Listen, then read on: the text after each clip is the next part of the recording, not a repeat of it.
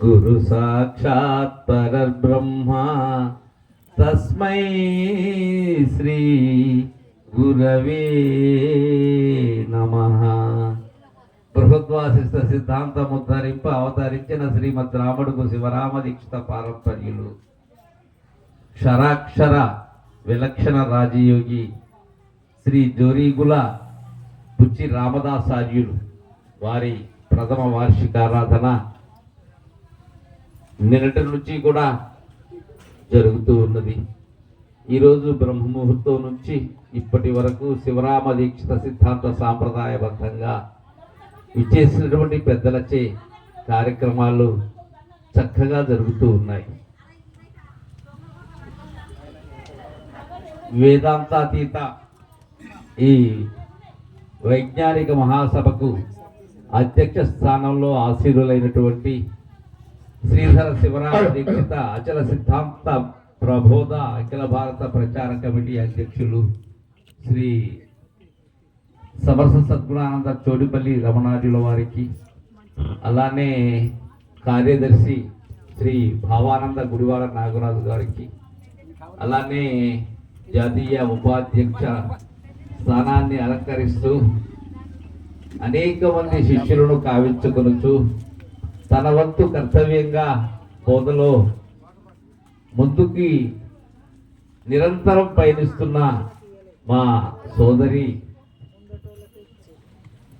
పూర్ణాంబ సంబంగి లక్ష్మీ మాతృశ్రీ గారికి, అలానే శ్రీ నిర్భయానంద మోహన్ రెడ్డి గారు, పరిపూర్ణ దయానిధి హరి గారు, ఇంకా వేదిక మీద ఉండబడేటువంటి మహనీయులు దాసానంద తిమ్మప్ప స్వాములు, వీరందరికీ ద్వాదశి వందనాలు. ముందు కూర్చున్న మీ అందరికీ కూడా అభినందనలు తెలియజేస్తూ, మనకు జనన మరణ భ్రాంతి రహితమైనటువంటి సిద్ధాంతాన్ని దీక్షితుల వారు శ్రీధర స్వాముల వారి కరుణతో మనకు తెలియజేశారు.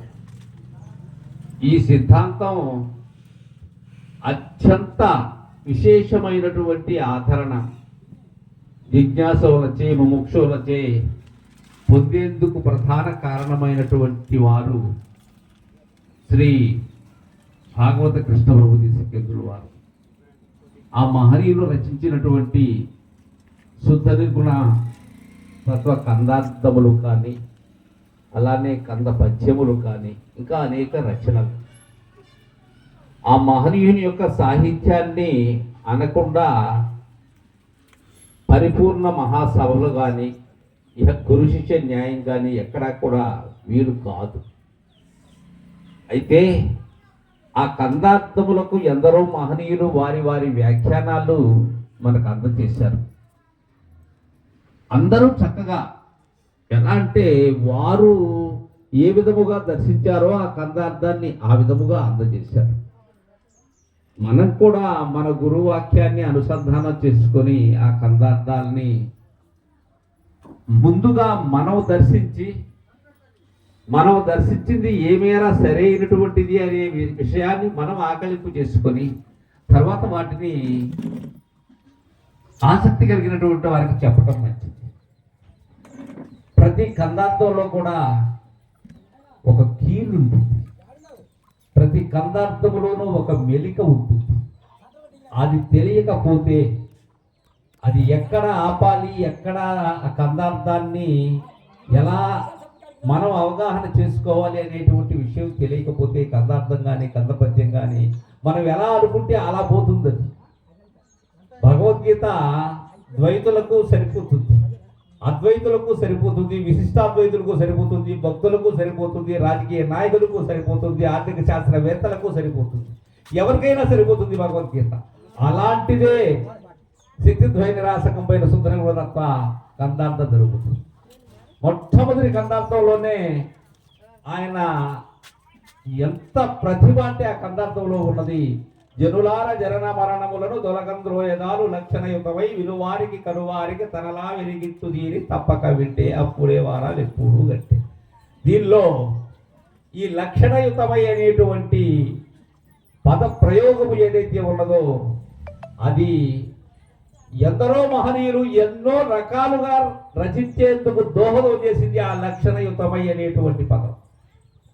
చాలా మంది లక్షణయుతమై విలువారికి సరైనటువంటి మనకు భగవద్గీతలో చెప్పినటువంటి లక్షణాలు అమానిత్వాది గుణములు ఏవైతే ఉన్నావో అవి ఉండాలి అని, అలానే సరైనటువంటి సృజన లక్షణాలు ఉండాలని, అలా ఉండేటువంటి వారికే ఇది ఈ జనన మరణ భ్రాంతిరహితమైనటువంటి బోధ అవగాహన అవుతుంది అనేటువంటి భావన.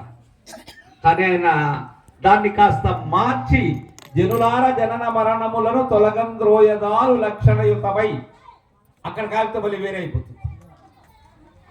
లక్షణయుతమై వినువారికి కనువారికి తనలా విరిగించు అనేటువంటి భావనగా తీసుకున్నట్లయితే కారణం ఏంటంటే ఈ కందార్థములు 292 కూడా ప్రతిదీ లక్షణములుగా రాశారు ఆయన. సభా విజ్ఞాపన తర్వాత గురుశిష్య అన్యోన్య దర్శనం తర్వాత ఎరుక లక్షణం, అలాగే పరిపూర్ణ లక్షణం, మతాల లక్షణం, బోధ స్థితి లక్షణం, బోధ పురుష లక్షణం, ప్రతిదీ లక్షణమే. నేను ఈ గ్రంథాన్ని ఇది ఎలాంటిది, ఇది జనన మరణములను తొలగంద్రోచేసేటువంటిది నేను దీనిలో చెప్పబడి ఉన్నాను. అలాంటి లక్షణయుతమై ఉన్నది ఈ గ్రంథం. తొలగంద్రోయదాలు లక్షణయుతమై ఎవరికి వినువారికి కనువారికి తన లా విరిగించు, తన లావు ఎరిగించు అనబడేటువంటిది ఏంటంటే, లావు అంటే ఇక్కడ గొప్పతనం. ఆ గ్రంథం యొక్క గొప్పతనాన్ని ఏది ఎరిగిస్తుంది? గ్రంథమే తెలియజేస్తుంది. అలా రచించాను నేను దాంట్లో, తనలా విరిగించు, దీని తప్పక వింటే ఆ దూరమైనటువంటి భావన ఏదైతే నేను దీనిలో గురుదేవులైనటువంటి పరశురామ సీతారామ స్వాముల వారి దయతో నేను అందజేశాను, అది మీరు తప్పక విన్నట్లయితే దీనిలో ఉన్న గొప్పతనం ఏదైతే ఉన్నదో ఆ గోప్యం మీకు అందబడుతుంది. కాబట్టి మీకు వినేటువంటి ఆ బుద్ధి ఏదైతే ఉన్నదో ఆ బుద్ధి ఎలాంటిదై ఉండాలి? ధీయుతమైనటువంటిదై ఉండాలి, నిశ్చయం చేసుకునేటటువంటిదై ఉండాలి, గురువాక్యాన్ని గురిగా కాల్చేటువంటి బుద్ధి అయి ఉండాలి. అది వక్ర బుద్ధి అయి ఉండకూడదది.